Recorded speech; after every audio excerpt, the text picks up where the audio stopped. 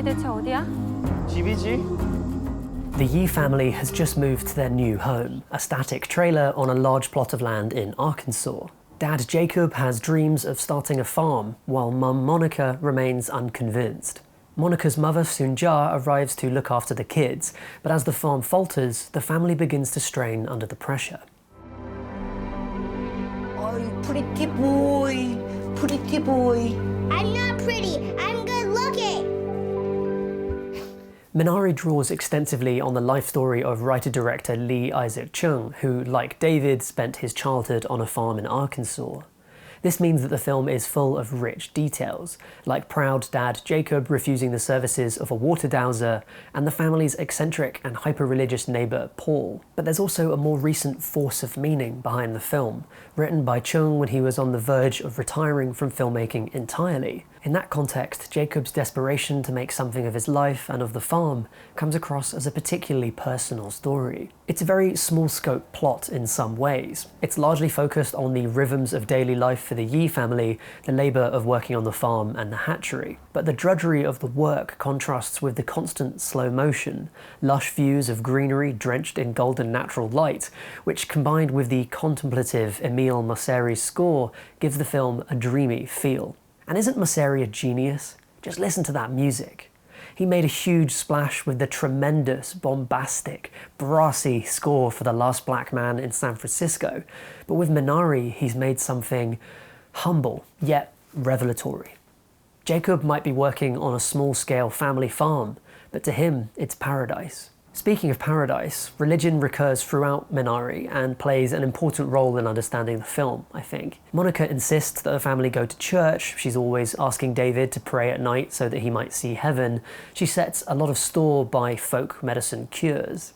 Jacob refers to the farm as Eden. Paul, who joins him in labouring on the farm, drags a cross up and down the road on Sundays as his own individual act of worship. Now, the film can't exactly be called pro-religion. The few church services we actually see are pretty lifeless, and there's disagreements about the importance of religion within the household too, where Soon-ja and Jacob are much more sceptical of it than Monica. But there is a great importance placed on faith. The idea that you should put your hope for salvation in others and in the world around you. In carrying a cross, praying to see heaven, or trying to cultivate the Garden of Eden in one corner of Arkansas, each of the characters is seeking some kind of salvation.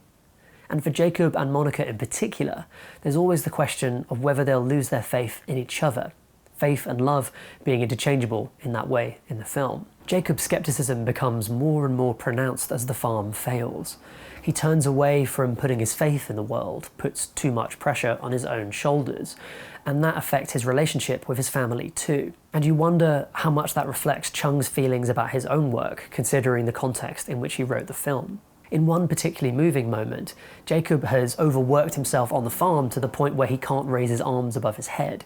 He has to ask Monica to wash his hair for him. He seems close to giving up, and so does Monica. It's a tender scene, and also one that sets the stakes. For Jacob, losing the farm means losing his family. For Monica, keeping the farm means losing the family. And working out how to square that conflict is the main crux of their storyline. Away from the Monica and Jacob storyline, which motivates a lot of the plot, the film also focuses on the developing relationship between David and his grandma, Soon-ja. Soon-ja isn't like normal grandmas. She doesn't bake or cook, she can't read, she plays cards and curses all the time. But David isn't like the kids she's known either. He has a heart murmur, and the resulting limits on his exercise has made him shy and restricted his confidence.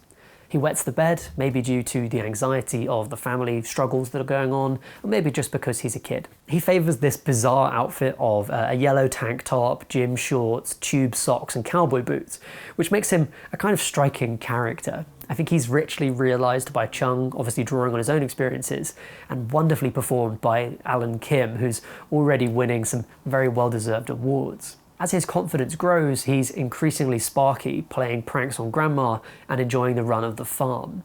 If the brain of the film is Jacob and Monica's plot, then the heart of it is David. Chung carefully balances the two plot lines of the film to create a rare gift of a movie, a naturalistic portrait of family life under pressure, where simple dreams and hopes are elevated to divine importance without becoming overly serious. Happily, it looks like Minari is going to be well recognised at the awards this year, and I highly recommend that you seek out and watch this absolutely stunning film. It's a warming, humanistic drama that I feel like I'll carry with me for years. That's it from me, but as ever, I'd love to chat with you in the comments below about this wonderful film, so do get down there and let's chat about the Yeun family and their trials and tribulations. Have a good one, and I'll see you next time. Bye for now.